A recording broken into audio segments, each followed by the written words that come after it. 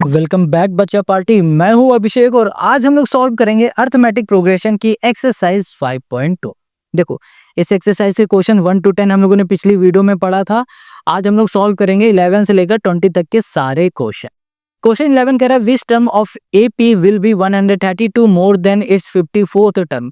Question 11 कह रहा है ये जो आपको एपी दिख रहा है ना, इस एपी का अगर हम लोग 54th टर्म में 132 को ऐड कर देंगे तो बता दो कौन सा टर्म हमें मिल जाएगा। ये बात समझ में आई? फिर समझो। देखो, ये एपी दिया गया, इस एपी का पहला टर्म में वैल्यू क्या है 3, दूसरे टर्म में वैल्यू है 15, तीसरे टर्म में 27 और चौथे में 39। ये दिया गया। अब क्वेश्चन ये कह रहा है कि ये जो हमारे पास एपी है, इस एपी में ऐसे ही 54th टर्म है। क्या है? 54th टर्म है। उस 54 टर्म में अगर 132 को ऐड कर दे तो हमें एक नया टर्म मिल जाएगा और वो नया टर्म हमें बताना है। समझ में आ गया? अच्छा, अब बात आती है कि हमें यहाँ पर पता है 54th टर्म में वैल्यू क्या है, नहीं पता ना, तो कैसे फाइंड करेंगे? अभी देखो, सब कुछ हम बताएंगे आपको, इजीली सब समझ में आ जाएगा। बस क्वेश्चन को एक बार अच्छे से समझ लिया ना आपको, तो सोल्यूशन आपको अपने आप आएगा, अपने आप। तो अब इसके हम लोग सोल्यूशन पे आते हैं। सबसे पहले यहाँ पर ना हमारे पास जो एपी दी गई, इस एपी का पहला टर्म उसे हम लोग रिप्रेजेंट करेंगे ए से, और इसका कॉमन डिफरेंस होगा उसे रिप्रेजेंट करेंगे डी से, जो कि निकालेंगे 15 माइनस 3, यहाँ पर आ जाएगा हमारे पास 12। ये 15 माइनस 3 करेंगे तो हमें 12 मिल जाएगा। अब क्वेश्चन ने जो कहा है वही करो। कह रहा है कि जो 54th टर्म है, 54 टर्म है, उसमें अगर हम लोग 132 को ऐड कर देंगे तो हमें एक नया टर्म मिल जाएगा जो कि ये है, और यही हमें फाइंड करना है। इतनी बात क्लियर है? अच्छा, अब हम आपसे कहें 54th टर्म में वैल्यू क्या थी, आप बता पाओगे? नहीं, क्योंकि क्वेश्चन में गिवन नहीं है। तो 54th टर्म को हम लोग फाइंड करने के लिए ए एन का फॉर्मूला लगाएंगे। ए एन का फॉर्मूला हो जाएगा ए प्लस सॉरी ये ब्रैकेट नहीं है, एन माइनस 1 इंटू डी।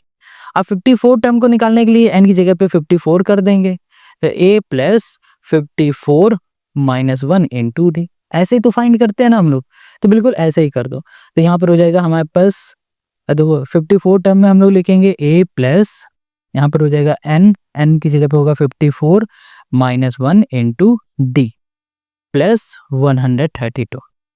और यहाँ पर ए एन का फॉर्मूला भी यही होता है, तो ये लिख दो ए प्लस, यहाँ पर हो गया एन माइनस 1 इंटू डी। अब देखो ए हमारे पास 3 है, प्लस कर दिया, एन हमारे पास क्या है पता नहीं, तो एन को एन रहने दो, माइनस 1, डी क्या है, डी हमें पता है 12 है, तो यहाँ पर कर दो 12। ठीक है। अब इधर ए क्या है, 3 है, गिवन है ना 3, तो यहाँ पर 3 लिखो, प्लस 54 माइनस 1 कर दोगे तो 53, 53 इंटू डी कर दोगे तो यहाँ पर क्या आ जाएगा हमारे पास 12 आ जाएगा, और प्लस हो जाएगा 132। 132 हमें मिल गया। ये बात क्लियर समझ में आ गई? अब हम लोग क्या कर सकते हैं, सबसे पहले इस 3 से ये 3 कैंसिल कर सकते हैं, क्योंकि देखो ये प्लस का इक्वल के इस साइड भी ले आएंगे तो माइनस हो जाएगा, ये प्लस और माइनस कैंसिल कैंसिल। 12 के अंदर मल्टीप्लाई करो तो ये हो गया 12n minus 12 equals to 53 into 12 कर दोगे तो 53 इंटू 12 तो हमें क्या मिल जाएगा, यहाँ पर 636 शायद, चलो करके देखते हैं। 53 इंटू 12 करो तो ये हो जाएगा हमारे पास 10653, तो ये हो गया 636। ओके, ये मिल गया 636 मिल गया, प्लस 132 हो गया। ओके, अब इसको हम लोग ऐड कर देंगे, तो यहाँ पर ऐड करेंगे तो यहाँ मिलेगा हमें कितना, ये हो जाएगा हमारे पास 768। अब ये जो 12 है ये माइनस का, इक्वल के इस साइड ले आओ तो ये हो जाएगा हमारे पास प्लस का, हो गया प्लस का, और यहाँ पर हो जाएगा हमारे पास, या फिर एक काम करते हैं, चलो इसको ऐसे ही रहने दे, यहाँ पर हो गया हमारे पास 12, ये आ गया। अब इन दोनों को हम लोग ऐड करेंगे तो यहाँ पर आ जाएगा हमारे पास 7 सॉरी यहाँ पर हो जाएगा 08। ठीक है, 780। ये 12 मल्टीप्लाई में इधर आ जाएगा डिवाइड में, तो यहाँ पर इसको हम लोग डिवाइड करेंगे तो ये चला जाएगा 65 टाइम, तो हमें n क्या मिल गया 65। हमें ये पता चल गया है अगर हम लोग 132 को 54th टर्म में ऐड करेंगे तो हमें जो टर्म मिलेगा वो 65th टर्म मिल जाएगा। ये बात क्लियर समझ में आ गई? यही हो गया क्वेश्चन नंबर 11 का हमारा आंसर। ठीक है, देखो अगर आपको सब कुछ समझ में आ रहा है, इजीली सब कुछ समझ में आ रहा है, कमेंट करो, नहीं समझ में आ रहा तो भी कमेंट करके पूछो कि भैया हाँ ये चीज़ हमें समझ में नहीं आ रही है, ठीक है। और वीडियो अच्छी लग रही है तो लाइक कमेंट शेयर तो करना ही है आपको। अब क्वेश्चन नंबर 12 कह रहा है, two AP have the same common difference, the difference between their 100 term is 100, what is the difference between their 1000 term. Question 12 कह रहा है कि भाई साहब आपके पास कोई दो एपी है और उन दो एपी का जो कॉमन डिफरेंस है वो सेम है, और उन्हीं एपी का जो 100 टर्म है ना, दोनों एपी का जो 100 टर्म है उन्हें लिया गया, उन्हें डिफरेंस, उनका डिफरेंस निकाला गया यानी कि माइनस किया गया, तो हमें मिल रहा है 100। उसी तरीके से क्वेश्चन कह रहा है उन दोनों एपी का जो 1000 टर्म होगा उनका जब डिफरेंस निकालेंगे तब हमें क्या मिलेगा। क्वेश्चन समझ में आ गया? नहीं आया कोई बात नहीं, अभी आपको सब कुछ इजीली समझ में आएगा। देखो 2 मिनट में मैगी बने या ना बने, बट आपको ये क्वेश्चन 2 मिनट में जरूर समझ में आ जाएगा। देखो सबसे पहले पहला एपी एग्जांपल लेते हैं। पहला एपी है, इसमें कुछ टर्म होंगे, ठीक है। ये हमारा दूसरा एपी है, इस एपी में भी कुछ ना कुछ टर्म होंगे। तो क्वेश्चन कह रहा है इसका जो 100 टर्म है और इसका जो 100 टर्म है, इन दोनों को लिया और इन दोनों का डिफरेंस निकाला यानी कि माइनस किया, तो हमें रिजल्ट मिल रहा है 100। वैसे ही इसी एपी का अगर हम लोग 1000 टर्म को लेंगे, 1000, और इस एपी के भी 1000 टर्म को लेंगे और इन दोनों एपी का 1000 टर्म का जब हम लोग रिजल्ट निकालेंगे तो क्या आएगा, ये क्वेश्चन हमसे कह रहा है, ठीक है। इन दोनों को जब माइनस करेंगे, माइनस करने के बाद क्या आएगा, ये क्वेश्चन हमसे पूछ रहा है। तो क्वेश्चन तो आपको समझ में आ गया होगा। अब इसे कैसे सॉल्व करेंगे वो समझो, सोल्यूशन पे आओ। देखो हमें एपी में कुछ भी फाइंड करना हो, हमें ना पता होना चाहिए ए पहला टर्म और कॉमन डिफरेंस। कॉमन डिफरेंस तो इसने बता दिया कि भैया इन दोनों एपी का कॉमन डिफरेंस सेम है, ठीक है। बट क्या पहला टर्म बताया है? नहीं बताया। तो इसको हम लोग लेट करेंगे। देखो let the first term, first यहां कर दिया टर्म ऑफ फर्स्ट एपी, पहले एपी का पहले टर्म को हमने लेट कर लिया है कैपिटल ए। इसी तरीके से let the first term of, यहां पर हो जाएगा हमारे पास सेकंड एपी, दूसरे एपी का हम लोगों ने लेट कर लिया है स्मॉल ए। पहले वाले एपी का पहले टर्म को कैपिटल ए से हमने रिप्रेजेंट किया है, दूसरे वाले एपी के पहले टर्म को स्मॉल ए से रिप्रेजेंट कर दिया, कोई दिक्कत है। अब बात आती है कॉमन डिफरेंस की।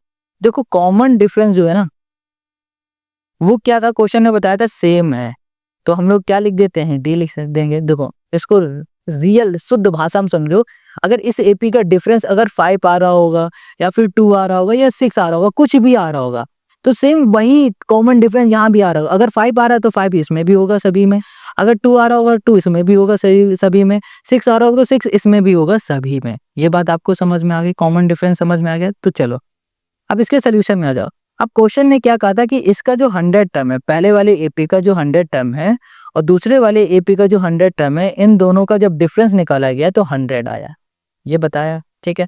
अच्छा 100 टर्म की वैल्यू क्या होगी, मतलब कि 100 टर्म में क्या नंबर होगा, क्या ये हमें पता है? नहीं पता। तो इसे पता लगाने के लिए हम लोग फॉर्मूला लगाएंगे ए एन का। ए एन इक्वल टू होता है A plus N minus 1 into D होता है। अब एन हमारा क्या है, 100 है, तो ए 100 इक्वल्स टू यहाँ पर हो जाएगा हमारे पास ए प्लस एन की जगह पे हो जाएगा 100 माइनस 1 इंटू डी। ये बात समझ में आ रही है ना? तो यहाँ पर ना ये लिख देते हैं। अब ये हमारे पास पहला टर्म है यानी कि ए हमारा कैपिटल होगा, सॉरी पहला वाला एपी का है तो हमारा ए कैपिटल होगा, तो ये हो गया ए प्लस ये हो जाएगा 100 माइनस 1 इंटू डी माइनस यहाँ पर ये हमारा दूसरे वाले एपी का 100 टर्म है तो इसमें स्मॉल ए हो जाएगा, तो ये हो जाएगा हमारे पास 100 माइनस 1 इंटू ये भी हो जाएगा डी इक्वल टू आ गया 100, ठीक है। ये हो जाएगा ए प्लस 99 डी, ये हो जाएगा minus A minus 99 D equal to 100। 99 D से 99 डी कैंसिल हो जाएगा, यहाँ पर आ जाएगा ए माइनस ए इक्वल टू 100। ये हमें यहाँ पर मिल गया। ये बात क्लियर हो गई? चलो यहाँ पर ना ये हमें मिल चुका है। अब यहाँ पर क्वेश्चन ने क्या कहा था, क्वेश्चन ने ये कहा था कि 1000 टर्म का 1000 जो हमारे पास टर्म दिए गए हैं दोनों एपी के, उनका अगर हम लोग डिफरेंस निकालते हैं तो क्या आता है। चलो उसे भी देख लेते हैं, यही तो क्वेश्चन ने कहा है। तो इसे भी हम लोग इसी फॉर्मूले में पुट करेंगे, तो यहाँ पर आ जाएगा हमारे पास ए प्लस यहाँ पर आ जाएगा हमारे पास, डायरेक्ट लिख देते हैं 999 यहाँ पर आ जाएगा डी, यहाँ पर हो जाएगा a माइनस 999 डी, ठीक है। और इससे ये हमारा कैंसिल हो जाएगा, तो यहाँ पर आ जाएगा हमारे पास a माइनस, अब देखो a माइनस a का हमें रिजल्ट क्या मिल रहा था, 100 मिल रहा था, यानी कि a माइनस a की जगह पे भी हम लोग क्या लिख सकते हैं, 100 लिख सकते हैं। और यही हो जाएगा इस क्वेश्चन का हमारा सोल्यूशन। हमें यहाँ पर पता चल गया है कि भाई साहब जो 1000 टर्म होगा ना, उसका भी अगर हम लोग डिफरेंस निकालेंगे तो भी हमें क्या मिलेगा, 100 मिलेगा। तो क्वेश्चन नंबर 12 हमारा सॉल्व हो गया। अगर आपको समझ में आ रहा है कमेंट करके जरूर बताओ। अब आ जाओ क्वेश्चन नंबर 13 पे। Question 13, how many 3 digit number are divisible by 7। Question 13 क्या कह रहा है कि जनाब ये बताओ कि ऐसे 3 डिजिट नंबर बता दो कितने होंगे जो कि 7 से डिविजिबल होंगे। 7 से डिविजिबल होने वाले 3 डिजिट नंबर कितने होंगे, ये क्वेश्चन हमसे पूछ रहा है, ठीक है। कैसे फाइंड करें, सबसे पहले सोचो कि भाई साहब 3 डिजिट नंबर हमारे शुरू कहाँ से होते हैं। आप कहोगे 100 से शुरू हो जाते हैं और 999 तक 3 डिजिट के नंबर जाते हैं। अब इन दोनों के बीच से हमें ऐसे 3 डिजिट के नंबर निकालने हैं जो कि 7 से डिविजिबल हो। उसके लिए हमें क्या करना पड़ेगा, उसके लिए ना हमें शुरुआत के 3 नंबर ऐसे फाइंड कर लेने हैं जो कि 7 से डिविजिबल हो। जैसे कि 100 क्या 7 से डिविजिबल है, 101 क्या 7 से डिविजिबल है, 102, 103, 104 और 105 क्या 7 से डिविजिबल है। आप कहोगे हाँ 105 हमारा 7 से डिविजिबल है, पहला नंबर हमें मिल गया। दूसरा नंबर इसी में 7 ऐड कर दो, 112 ये भी हमारा है, 119 ये भी हमारा 7 से डिविजिबल है। बट हम लोग कब तक ऐसे करते चले जाएंगे और कब तक करेंगे, ऐसे तो पूरा 1 घंटा निकल जाएगा। तो हम लोग क्या करेंगे, बस शुरुआत के 3 ही नंबर ले लेंगे और आखिरी से 1 नंबर ले लेंगे। 999 क्या 7 से डिविजिबल है, 998 है, 997, 96, 95, 94, 994 हमारा 7 से डिविजिबल है। तो हम लोगों ने इसे लिख लिया। अब इसे ध्यान से देखोगे तो आपको यहाँ पर AP मिल गई। अब आपको इसमें कितने टर्म हैं बस ये फाइंड करना है, यानी कि अगर आपने यहाँ पर n फाइंड कर लिया ना तो आपको पता चल जाएंगे कि आपके पास कितने नंबर ऐसे होंगे 3 डिजिट के जो कि 7 से डिविजिबल है। समझ में आ गई ये बात आपको। तो चलो यहाँ पर हम लोग an का फॉर्मूला लगाएंगे। an इक्वल्स टू हो गया a plus n minus 1 into D. अब आप कहोगे कि इसमें a क्या है, a हो गया पहला टर्म 105। अब आप कहोगे d क्या है, d हो गया कॉमन डिफरेंस जो कि हो जाएगा 7, 112 माइनस 105 करोगे तो 7 आ जाएगा, ठीक है। अब यहाँ पर an क्या है, an हो जाएगा हमारा लास्ट टर्म जो कि 994 है। बस सबकी वैल्यू उठा के रख दो, आंसर हो गया 994। यहाँ पर आ जाएगा हमारे पास a 105 प्लस n हमारे पास हो जाएगा क्या, n हो जाएगा हमारे पास n माइनस 1 इंटू डी हो जाएगा 7। तो ये हमारा प्लस का इधर आ जाएगा माइनस का 994 minus 105 equals to n minus 1 into D. यहाँ पर आ जाएगा 14 में 5 हम लोग माइनस कर देंगे तो 9 हो जाएगा। क्या आ जाएगा हमारे पास 9 और यहाँ पर आ जाएगा हमारे पास 8 और ये भी हो जाएगा हमारे पास 8। यहाँ पर हमारे पास d क्या था, 7 था, 7 मल्टीप्लाई में इधर आ जाएगा तो ये डिवाइड में हो गया। यहाँ पर हो गया हमारे पास n माइनस 1। इसको इससे सॉल्व कर देंगे तो सॉल्व करने में हमें मिलेगा 127। ये माइनस का इधर आ जाएगा तो ये प्लस का हो जाएगा, ये हो गया हमारे पास n 128 आ गया। तो हमें यहाँ पर n क्या मिल गया 128, यानी कि 128 ऐसे 3 डिजिट के नंबर हैं जो कि 7 से हमारे डिविजिबल हैं। यही हमें फाइंड करने थे। यही हो गया क्वेश्चन नंबर 13 का हमारा answer. Question 14, how many multiple of 4 lie between 10 and 250।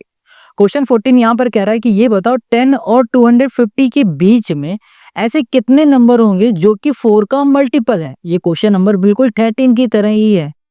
10 और 250 के बीच में ऐसे कितने नंबर है जो 4 का मल्टीपल है। बहुत सिंपल है, चलो इसे फाइंड करते हैं। सबसे पहले देखो क्या 10 हमारा 4 का मल्टीपल है, नहीं। क्या देखो 10 आता है 4 की टेबल में, नहीं आता है। 11 आता है 4 की टेबल में, नहीं आता। बट 12 आता है 4 की टेबल में, तो हम लोग लिख देंगे 12, ठीक है। पहला नंबर मिल गया, 16 दूसरा नंबर हो गया, 20 तीसरा नंबर हो गया, एंड सो ऑन। शुरुआत के बस 3 ले लो, आखिरी का बस 1 ले लो।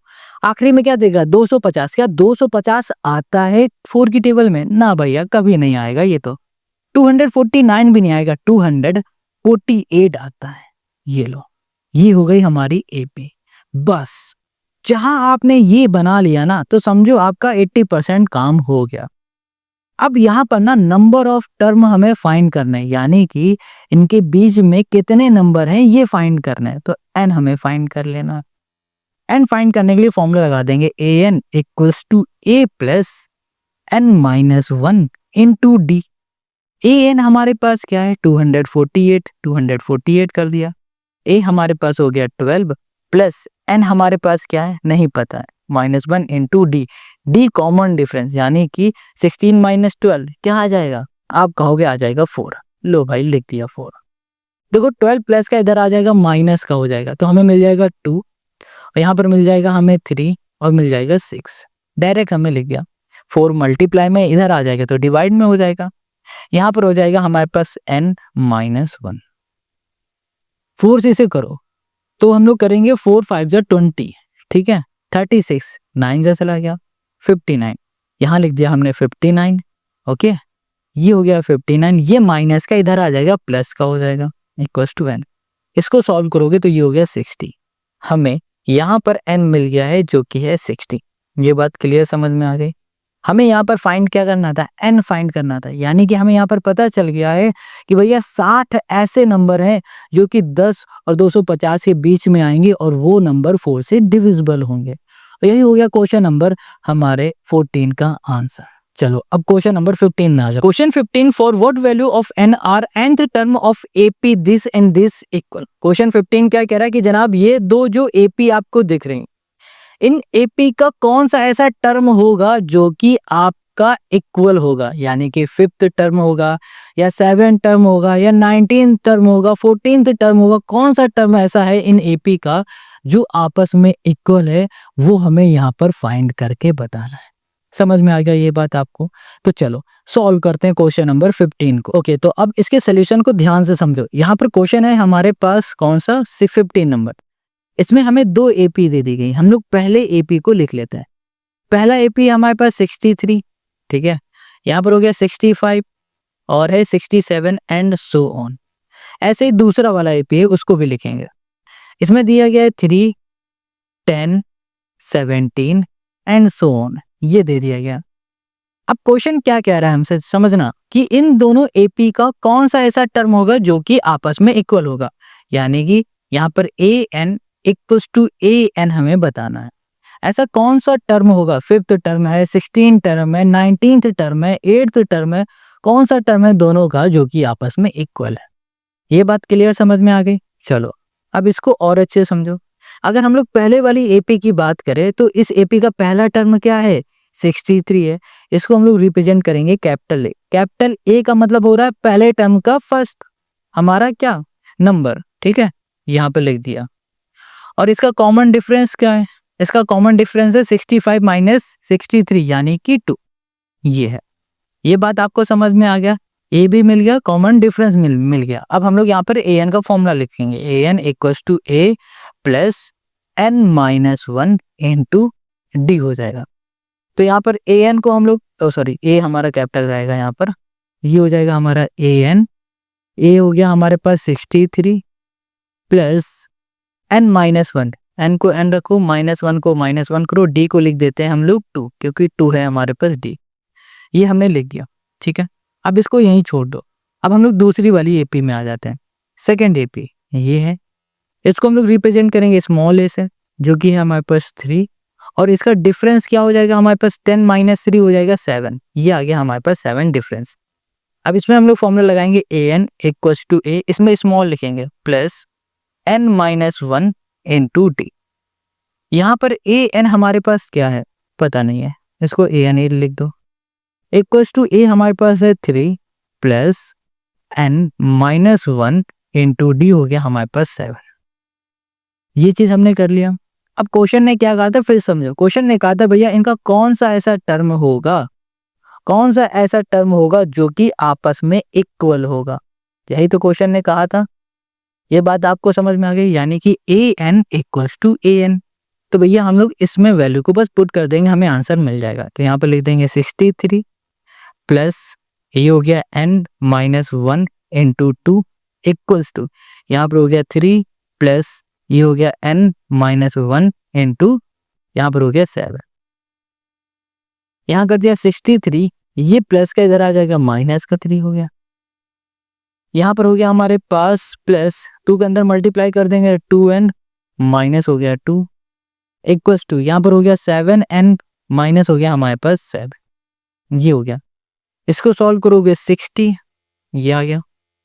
अब एक काम करो कि हमारे पास यहाँ पर 2 है ना, इसको इधर भेज देंगे, 7 को इधर ले आएंगे, तो ये हो जाएगा हमारा माइनस का 7 है, इधर आ जाएगा प्लस का 7, ये -2 और यहाँ पर हो जाएगा 7n माइनस 2n, ये हो जाएगा हमारे पास 5n। इसको सॉल्व करो तो यहाँ पर आ जाएगा हमारे पास 5 और यहाँ पर हो जाएगा 65, ये इससे कैंसिल हो जाएगा। तो यहाँ पर आ जाएगा 5 × 5, 5 × 3 = 15, यानी कि n आ गया 13। तो हमें यहाँ पर पता चल गया जो 13 टर्म होगा ना इन दोनों एपी का, वो आपस में इक्वल होगा। ये बात आपको समझ में आया? कितना इजी था। हम लोगों ने क्या किया, कुछ भी नहीं किया, बस an के फॉर्मूले में इस वाले एपी की वैल्यू रख दी, फिर an के फॉर्मूले में दूसरे वाले एपी की वैल्यू रख दी। क्वेश्चन ने जो कहा बस उसमें वैल्यू को पुट कर दिया। क्वेश्चन ने क्या कहा कि भाई ऐसा कौन सा टर्म होगा जो कि आपस में इक्वल होगा, तो हमने उन्हीं को सिंपल सा an मान के टर्म को इक्वल कर दिया, इसमें वैल्यू को पुट कर दी, सॉल्व कर दिया, तो हमें n मिल गया। तो हमें पता चल गया जो 13th टर्म होगा वो हमारा आपस में इक्वल होगा इन एपी का। तो क्वेश्चन नंबर 15 हमारा सॉल्व हो गया। अब आते हैं क्वेश्चन नंबर 16 पर। Question 16, determine the AP whose third term is 16 and 7 term exceed the fifth term by 12। देखो क्वेश्चन क्या कह रहा है कि आपको एक ऐसी एपी बताना है जिसका तीसरे टर्म की वैल्यू 16 है और 7 टर्म में है फिफ्थ टर्म से 12 ज्यादा। ऐसा हमें एक एपी बताना। देखो क्वेश्चन आपको थोड़ा सा टफ लग रहा होगा, बट है नहीं यार, बहुत सिंपल है। इसे आराम से समझोगे सब कुछ आपको समझ में आ जाएगा। अभी करेंगे ना तो सब कुछ क्लियर हो जाएगा। यहाँ पर देखो क्वेश्चन नंबर है हमारे पास 16।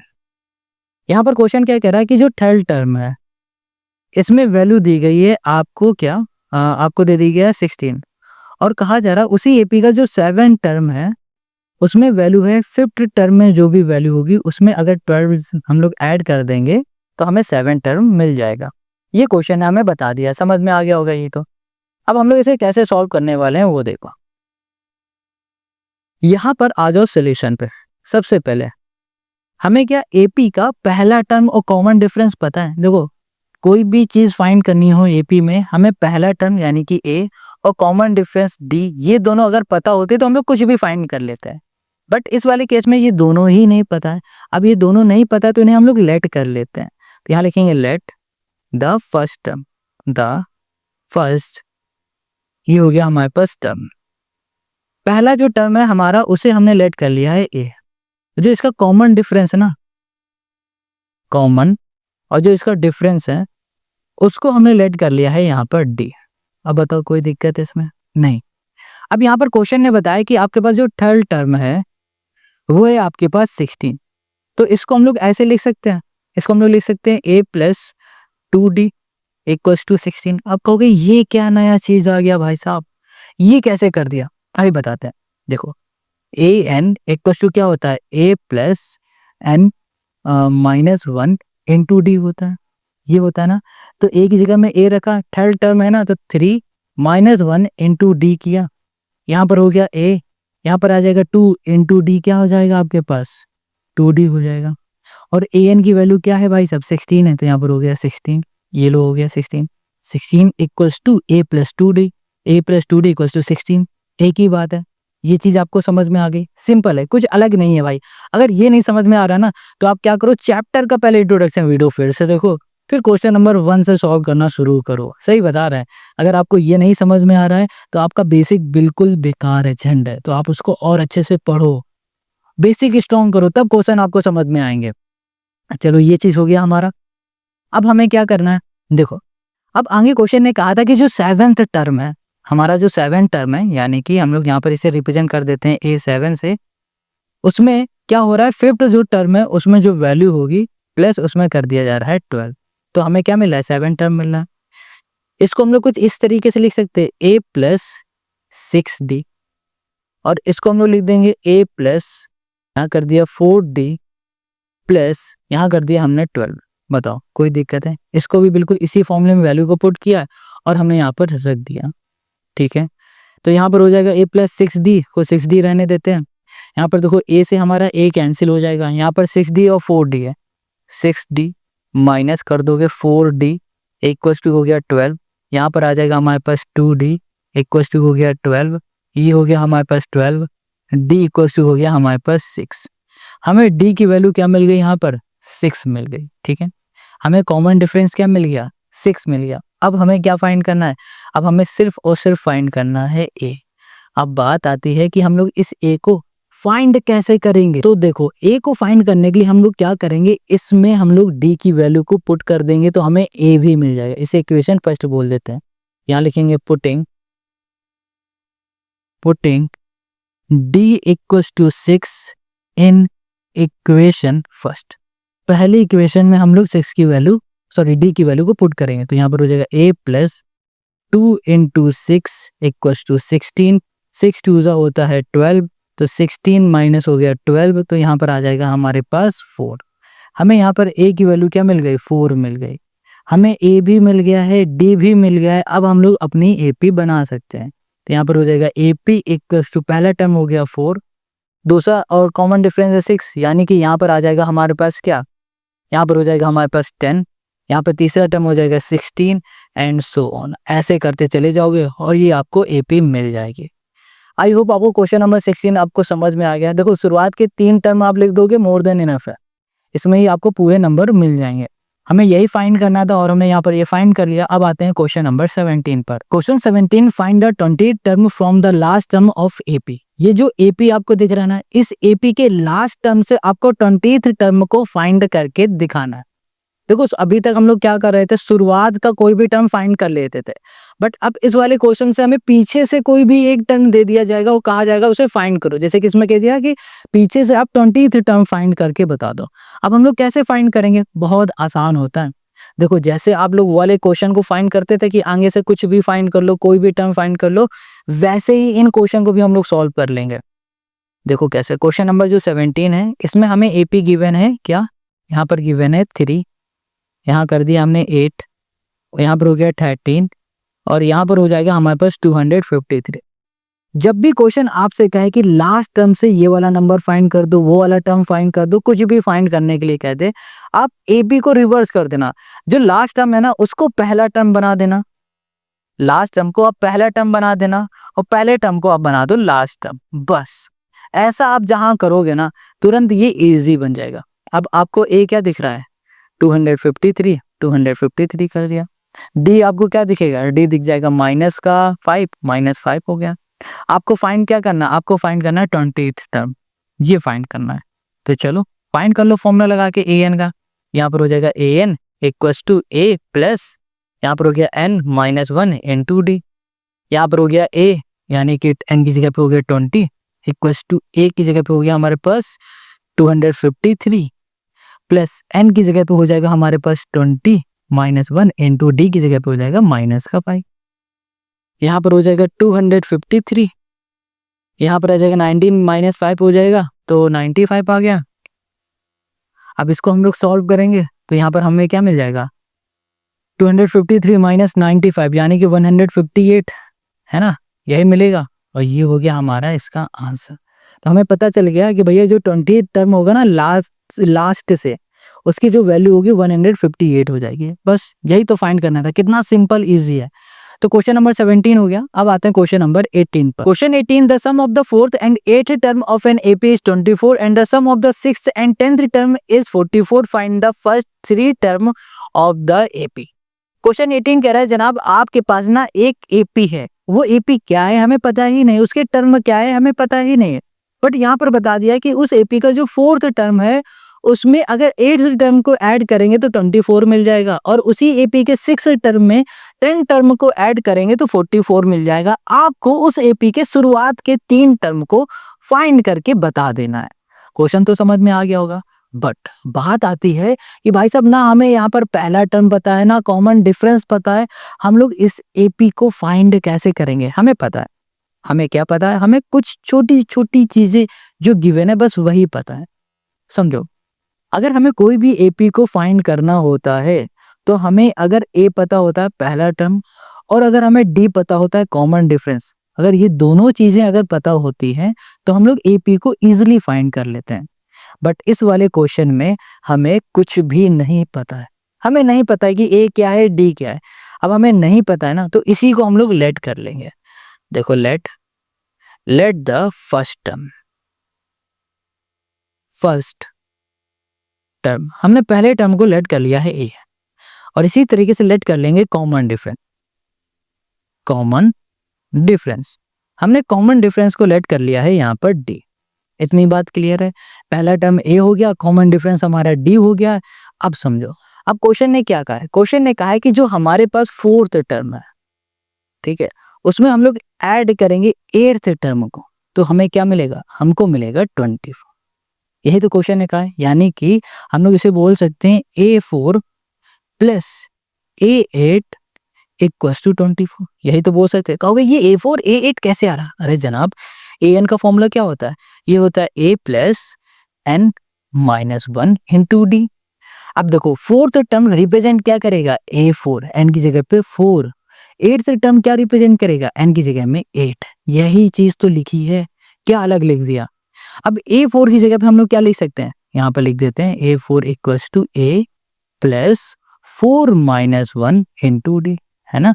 तो ये हो जाएगा a प्लस 3d हो जाएगा। तो हम लोग A4 की जगह में a प्लस 3d लिख सकते हैं, बिल्कुल लिख दो। वैसे ही 8 की जगह में क्या लिख सकते हो? a plus 7d equals to 24, ये लिख दिया। अब यहाँ पर a प्लस a क्या हो जाएगा हमारे पास? 2a आ जाएगा, यहाँ लिख दिया 2 है, यहाँ पर है 24। अब समझना, ये 3d और 7d हो जाएगा 10d प्लस का इक्वल के इस साइड आ जाएगा माइनस का 10, ये हो गया हमारे पास d। 2 हमारा यहाँ पर है मल्टीप्लाई में, इधर भेज देंगे डिवाइड में, तो a इक्वल्स टू यहाँ पर हो गया 24 माइनस 10d बाई यहाँ पर आ गया 2, ये आ गया। अब देखो, ऊपर वाले में से हम लोग अगर 2 को कॉमन ले लेते हैं तो हमें यहाँ मिल जाएगा 12 माइनस 5d और यहाँ आ जाएगा डिवाइड में 2, 2 से 2 कैंसिल, यानी कि हमें a की वैल्यू यहाँ मिल गई है 12 माइनस 5d। ये हमें मिल गया, a मिल गया 12 माइनस 5d। अब हम लोग क्या कर ले? d को निकाल ले तो हमारा काम हो जाएगा। अब d को कैसे निकालें?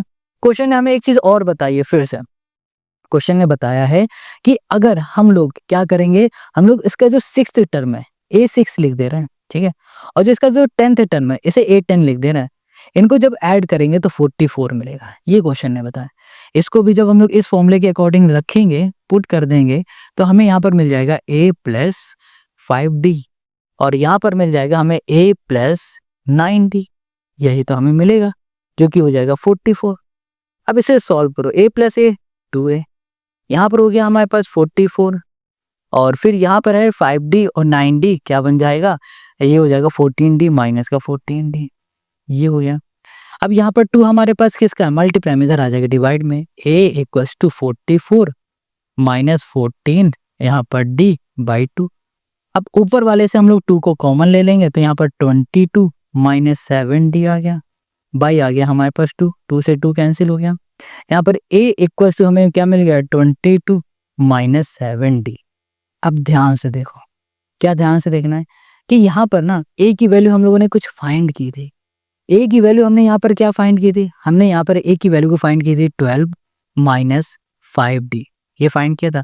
तो हम लोग क्या करेंगे, इस a की जगह में इस a की वैल्यू को पुट कर देंगे, तो यहाँ पर हो गया 12 माइनस 5d इक्वल्स टू हो गया 22 माइनस 7d, ये हो गया, ठीक है।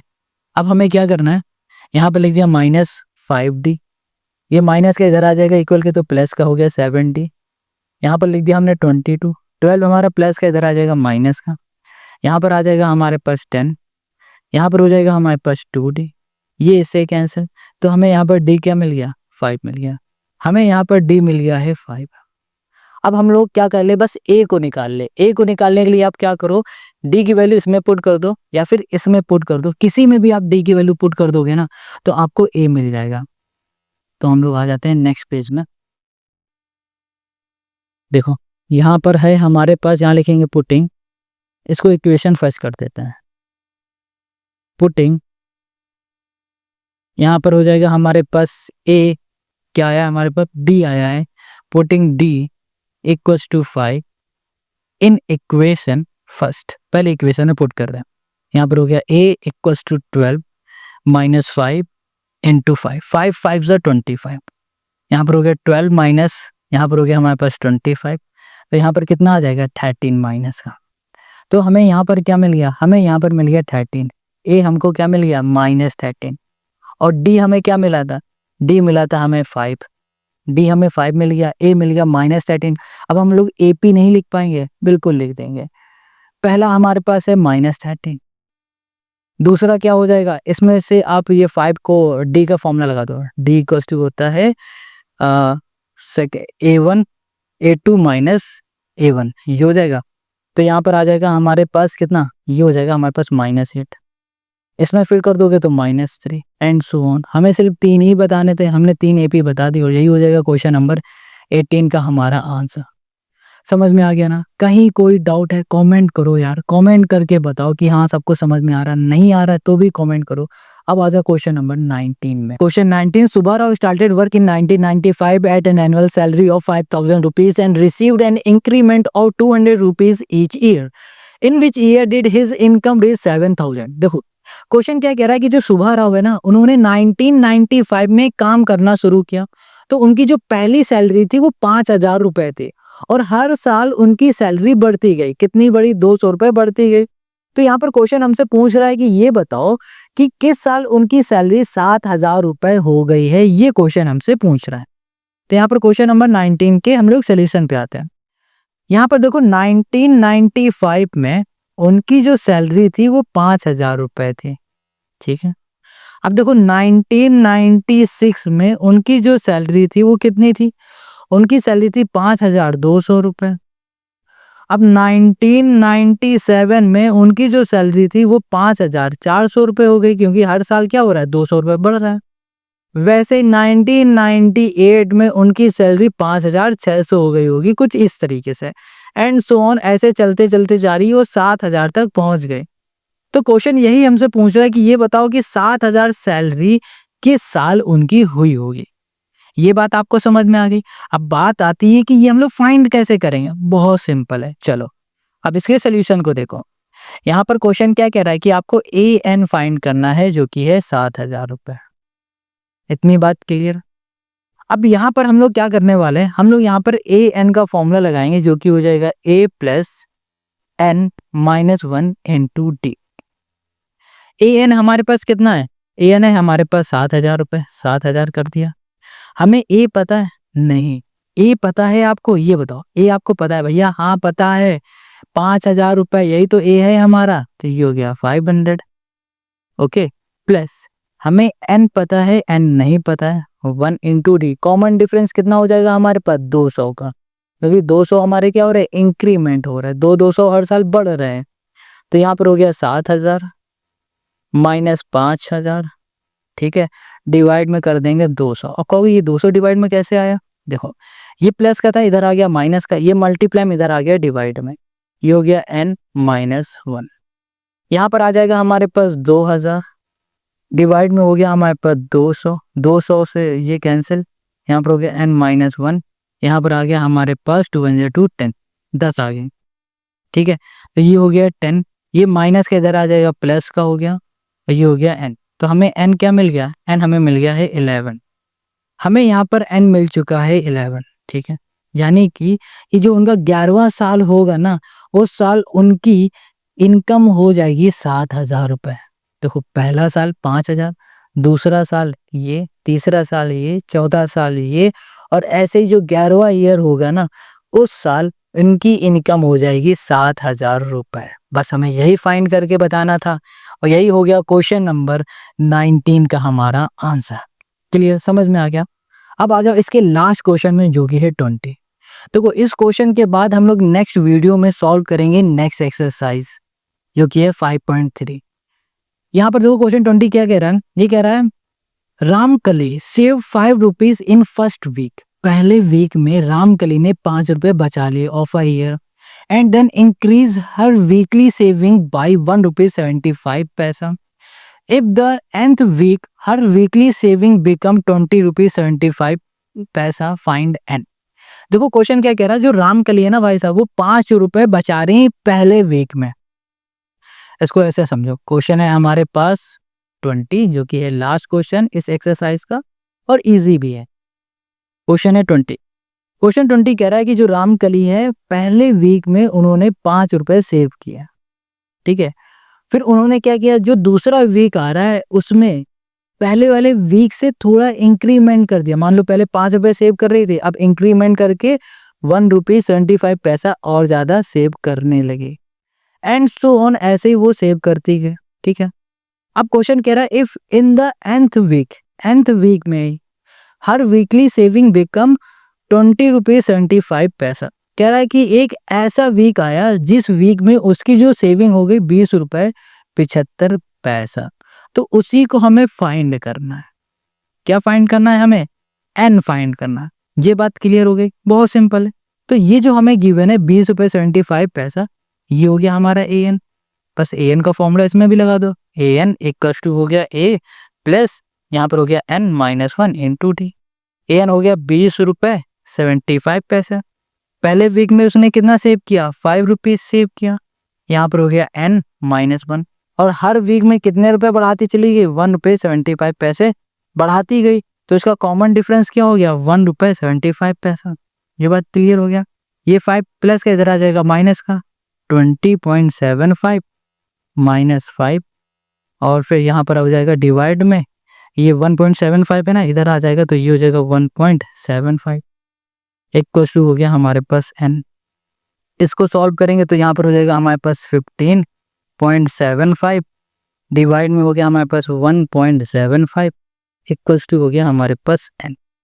अब इसको इससे डिवाइड कर देंगे तो यहाँ पर हमें मिल जाएगा कितना, सॉरी n माइनस 1 है, तो यहाँ पर कितना मिल जाएगा हमें, यहाँ पर लिख देते हैं n माइनस 1, यहाँ मिल जाएगा हमें 9। ये माइनस का इधर आ जाएगा प्लस में, तो n इक्वल टू हो जाएगा हमारे पास 10। तो n क्या हो गया 10, यानी कि जो 10वां वीक होगा ना, उस वीक में उसकी जो सेविंग हो जाएगी वो इतनी हो जाएगी।